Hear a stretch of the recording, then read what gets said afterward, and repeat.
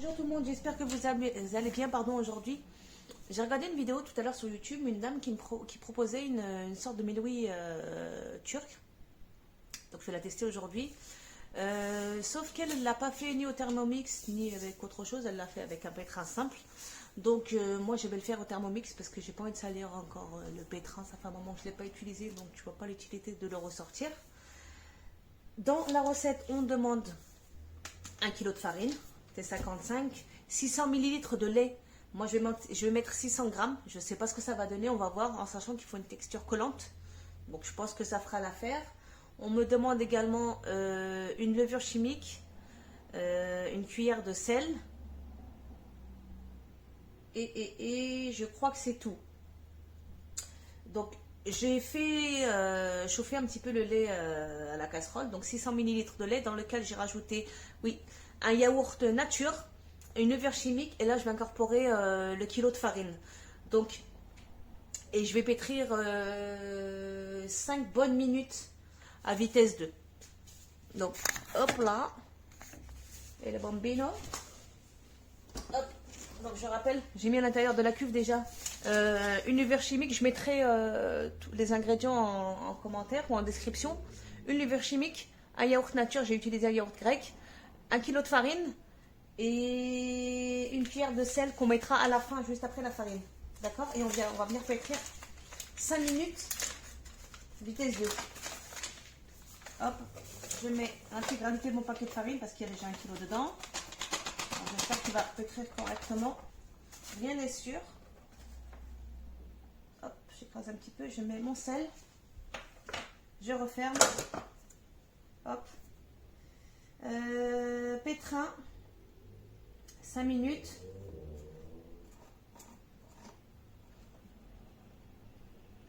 Allez. Voilà. 5 minutes.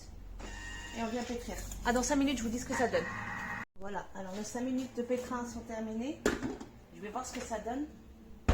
Parce que j'ai mis 1 kg dedans et j'ai peur que ça ne soit pas assez pétri. Bon, elle est bien collante. Ce que stipulait la recette. Maintenant, on va tester. Je vais retourner. Je vais vider le bol.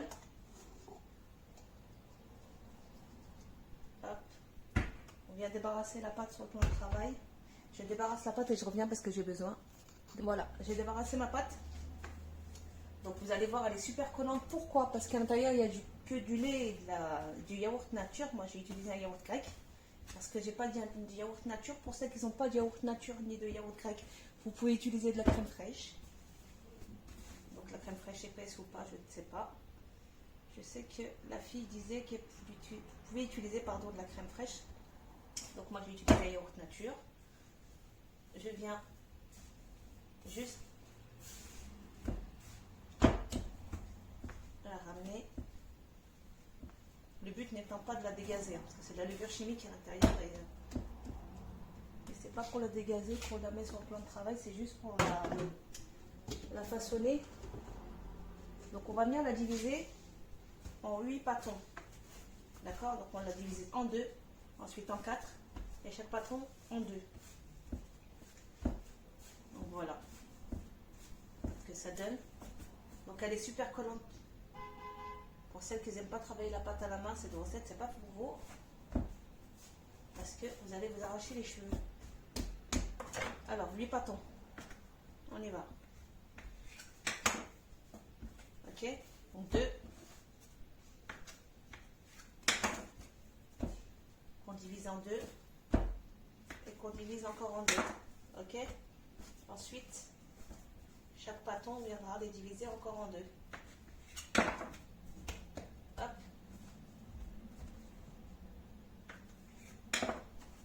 4.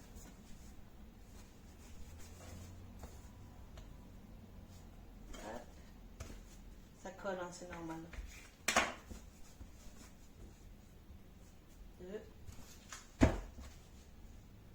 Et 2. C'est super collant. Mais bon, apparemment c'est normal.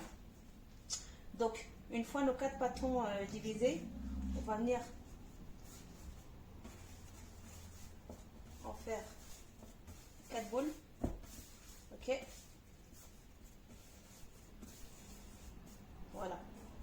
chaque boule, vous les mettez sur une plaque ou sur un torchon fariné qu'on va laisser reposer 15 minutes. Ok? Donc vous roulez tout. Chaque boule, vous la roulez et vous la posez. Je reviens. Voilà. Donc nos 8 pâtons sont formés. On va venir les couvrir avec un linge propre et on va les laisser poser 15 minutes. Alors la suite, une fois avoir laissé pousser ma pâte pendant 15 minutes, je viens fariner le plan de travail. Ok. Je récupère un pâton. Vous allez voir, il va être beaucoup plus facile à travailler. Hop, on vient l'étaler.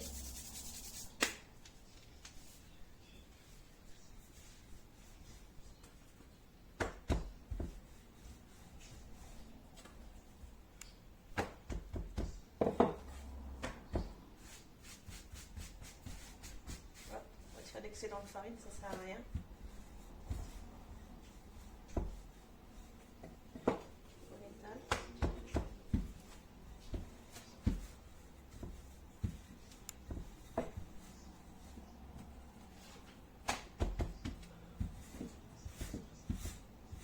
Le plus finement possible. D'accord. Donc on étale.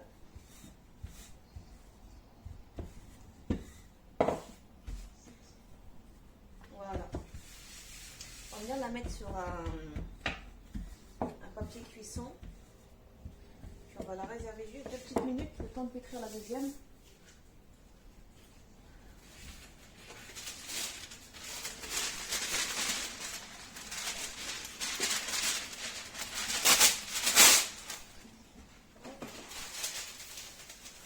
Je vais mettre ça là.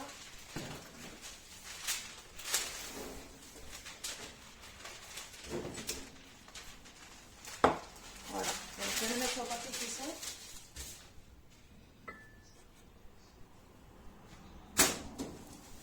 Voilà, bien à plat. Sur le papier de cuisson. Et on va venir pétrir la deuxième. Donc on va en pétrir 4. Ok. Donc juste avant de pétrir, juste avant la fin de la pousse, pardon, des pâtons, j'ai fait fondre 150 g de beurre et 50 ml ou 50 g comme vous voulez d'huile. Donc j'ai fait fondre 150 de beurre auquel j'ai rajouté 50 d'huile. Ok. On pétrit la deuxième. Je vais fariner un tout petit peu. C'est un petit peu trop collante à mon goût.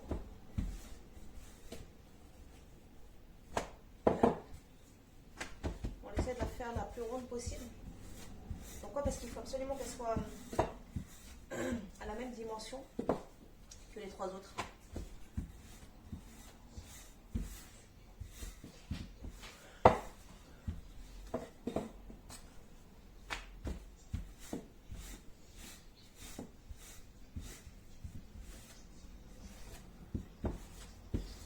Voilà. Donc une fois la deuxième pétrie, on vient reprendre son papier cuisson sur lequel on avait déposé la première pâte. Ok. Donc vraiment on essaie de faire la même taille pour éviter d'avoir à repétrir. Ok. Et on vient badigeonner de beurre et d'huile la première pâte.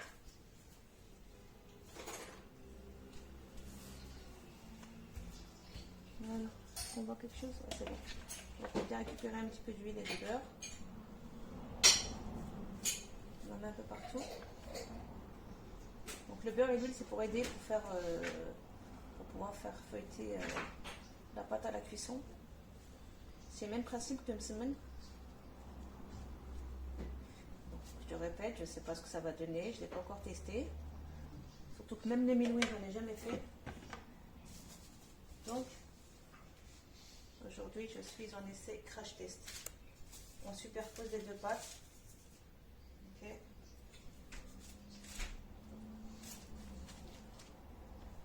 Voilà. On réserve le temps de faire la 3e et la 4e. Donc, le 3e pâton, un petit peu de farine.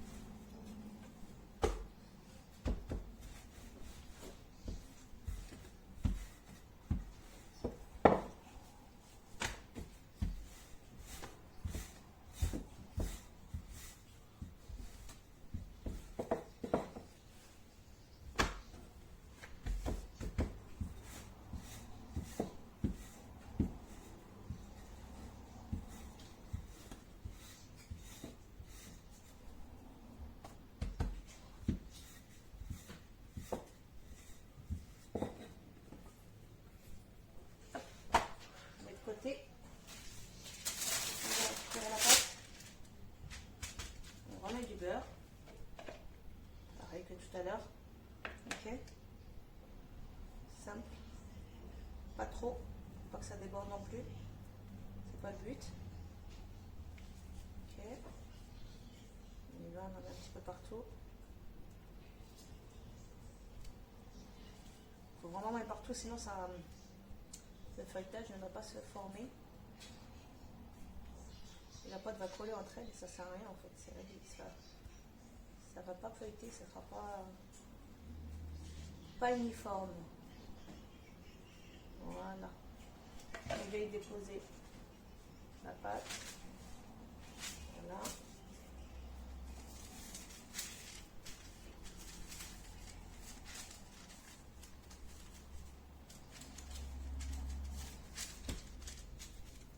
Ça déborde un petit peu, c'est pas très grave. Hein. De toute façon, après ça va feuilleter.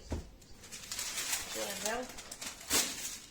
Et la quatrième. Je vais prendre la plus petite. Compléterie.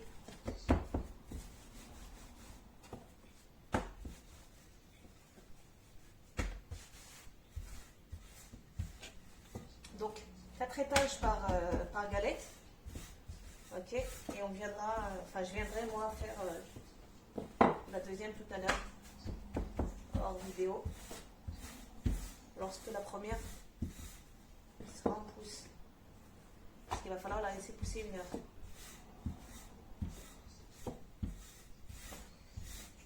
Je ne vais pas trop l'étaler parce qu'autrement elle n'aura pas la même taille. Donc, la dernière fois qu'on met du beurre, une bonne grosse cuillère. Étale. Deuxième. J'en mets partout.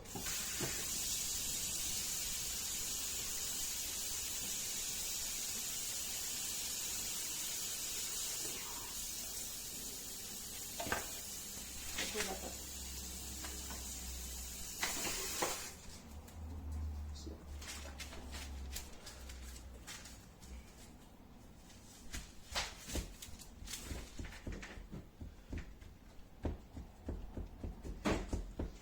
Ensuite, on vient récupérer la pâte qu'on a mis à plat. On va la poser directement sur le plan de travail et on va venir l'étaler. Donc, je vais retirer ça comme faire de la place. Parce qu'il faut les tirer au maximum pour pouvoir la rouler par la suite. Ok? Hop, on la retourne, on la sort. C'est aussi simple que ça, il n'y a rien de compliqué. Ok? Et on va venir l'étaler au rouleau.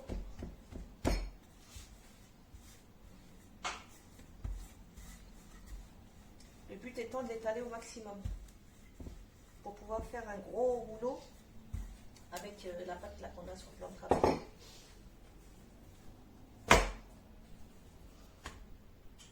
Normalement, elle n'est pas censée se déchirer. C'est pas déchiré non plus, mais bon.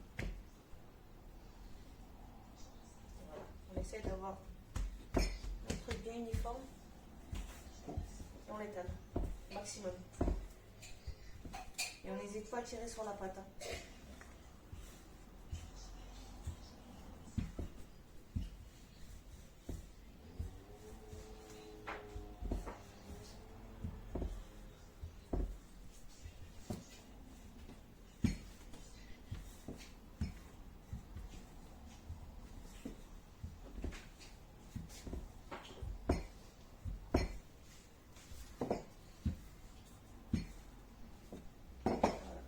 Le rouleau, je viens tirer dessus.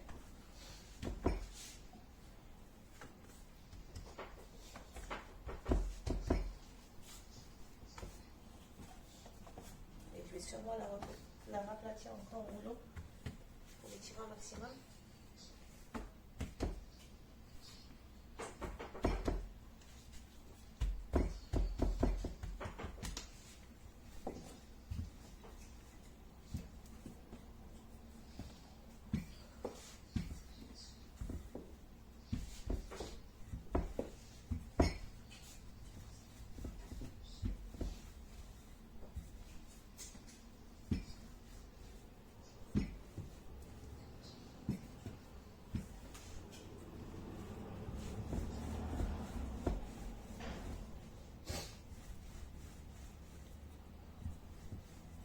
Donc là, on met plus de farine, hein, c'est fini.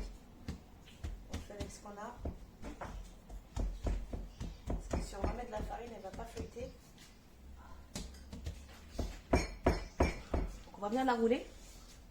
Donc on attrape un bord.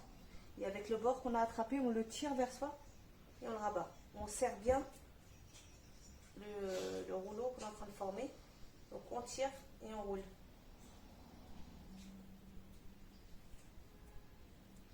On tire, on roule.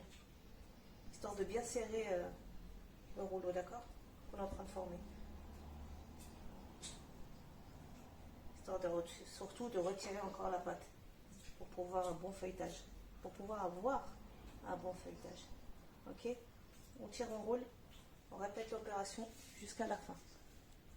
Voilà. Une fois l'avoir complètement roulé, on vient chercher le dernier morceau.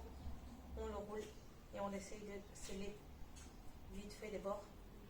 Ok? Et on vient affiner le rouleau qu'on a formé au maximum. D'accord? Donc, on le roule et on essaie de tirer dessus. Vous voyez, pour le détendre et pour l'affiner au maximum. Vous allez voir. Là, quand vous allez le rouler de ce côté, vous allez trouver qu'il va gonfler. Donc, pourquoi? Parce que cette partie va se détendre et celle-ci n'aura pas bougé. Donc, il faut vraiment faire tout le long du rouleau. Et vous allez voir, il va s'étirer. Il va être beaucoup plus long.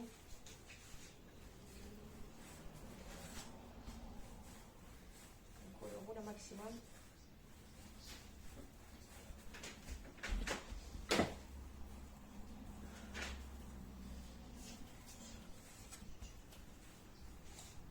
Une fois que vous estimez qu'il est assez roulé, il a formé un escargot. Ok, donc on vient partir la partie du bout et on le roule. Ok, on serre bien sans appuyer. Il faut vraiment bien le coller parce qu'autrement il va monter en l'air, il va se décrocher. Hop. Ok, et la dernière partie on vient la bloquer en dessous. La récupérer sur le papier cuisson qu'on a utilisé juste avant. On le pose. Ok, on le laisse pousser 1 heure. Voilà, je viens de finir de rouler mon deuxième feuilleté. Donc je vais les mettre en pousse 1 heure. Je vais les couvrir, les mettre en pousse 1 heure et après je viendrai les badigeonner avec, il me semble que c'est du jaune d'œuf. Et je viendrai les enfourner. Donc à dans 1 heure. Voilà, les 30 minutes de pause sont terminées. Donc je vais venir la pétrir, d'accord? Donc là, l'écraser un petit peu, enlever un petit peu de gaz qu'il y a à l'intérieur. Et ensuite, je viendrai la badigeonner avec un jaune d'œuf. Okay, donc c'est parti. Il fallait vraiment insister sur le fait de la laisser une bonne heure à gonfler. Pourquoi? Pour que le beurre se répand bien dans la pâte. Pour faciliter le feuilletage par la suite à la cuisson dans le four. D'accord? On vient abaisser la pâte. Pas trop non plus. Il faut vraiment faire attention de ne pas la craquer.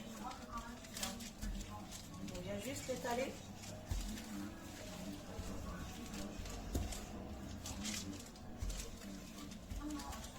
J'essaie qu'elle soit... que le pétrissage soit bien égal.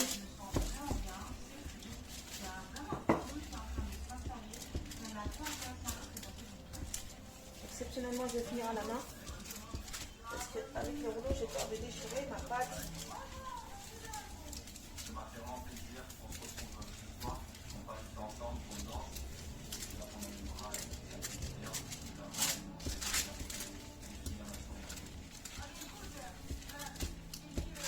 Voilà, on va la finir à la main, au rouleau, pardon.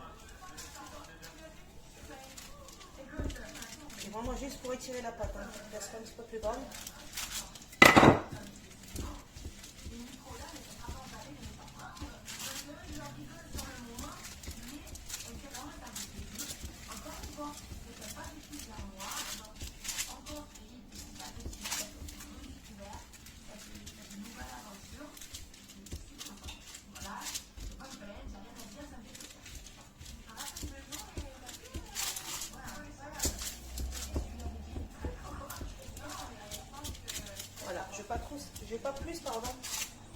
caler. J'ai peur que ça, qu'à la cuisson, ça ne feuille pas, ça ne feuillette pas. Alors, je sais pas si ce terme existe. Mais bon. Donc je vais venir casser un œuf. Là, il me restait un petit peu de beurre, vous savez, pour l'intérieur. Je vais pas le jeter, je vais casser l'œuf dedans. Et je vais venir badigeonner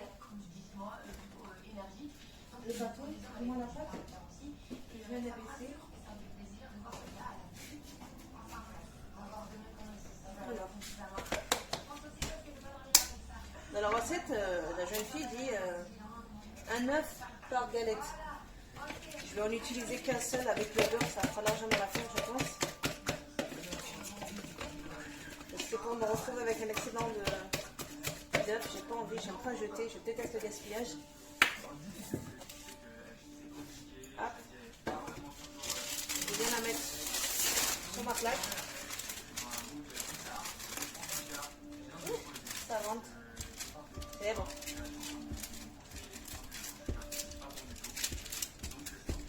Voilà. Donc, je viens la badigeonner. Vous pouvez le faire au pinceau. Hein. Logiquement, c'est fait pour être badigeonné au pinceau. Mais vu que j'ai pas fait ma vaisselle, je l'ai dit, il est plein de vaisselle et j'ai pas touché mon pinceau. Donc, je vais faire la cuillère.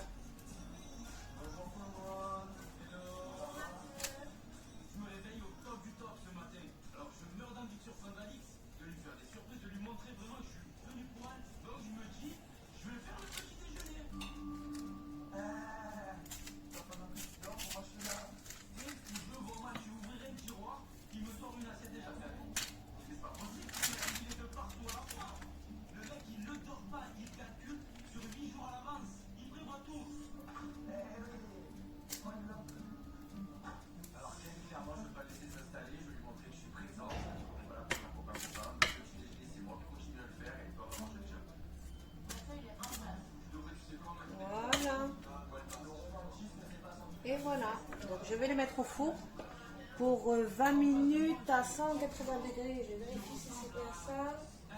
Non, 200 degrés pour 20 minutes. 15 à 20 minutes à 200 degrés. Donc je mets ça au four et rendez-vous dans 20 minutes. Et là voilà les filles. Mon meloui turc est terminé. Donc je vais couper. Celui-ci c'est le premier. J'en ai un deuxième qui finit de cuire au four. Alors en sachant que j'ai pas précisé tout à l'heure, il faut percer, il faut piquer les melouis avant de les mettre au four parce qu'ils vont gonfler et ils vont pas cuire à l'intérieur. Donc vous les piquez pour qu'à la cuisson l'air puisse s'échapper, pardon. J'arrive. Voilà. Alors je disais celle-ci que j'ai piqué quelques minutes après l'avoir mis à cuire et celle-ci qui vient de sortir qui est encore chaude que j'ai piqué juste avant de mettre au four. Donc, quand vous la faites cuire, assurez-vous bien qu'elle soit cuite et recto et verso. Là, elle est tout juste dorée, donc sur les bords, elle est un petit peu plus cuite. Vous voyez? Hop. La deuxième, je ne sais pas si je vais arriver à la manipuler parce qu'elle est encore super chaude. Donc, elle est bien cuite sur le dessus et sur le dessous, elle reste encore un petit peu blanche. Donc, pour moi, je vais la laisser comme ça. Je ne vais pas plus la faire cuire parce que j'ai peur de la brûler. Donc je vais commencer à couper celle-là, voir ce que ça donne. Comme je vous l'ai dit tout à l'heure, c'est la première fois que j'essaye. Donc ça va peut-être pas marcher. Mais j'ai l'impression que c'est fait, que c'est bon. On va voir. Alors. On coupe. On va voir ce que ça donne à l'intérieur. Et voilà, ça a marché, c'est tout feuilleté. Voilà. Vous voyez le feuilletage. Donc, encore une fois, moi j'ai utilisé de la margarine, donc je pense que si vous utilisez du beurre de qualité, vous aurez un meilleur feuilletage. Voilà. Et voilà. Donc c'est tout bon pour moi. Recette validée.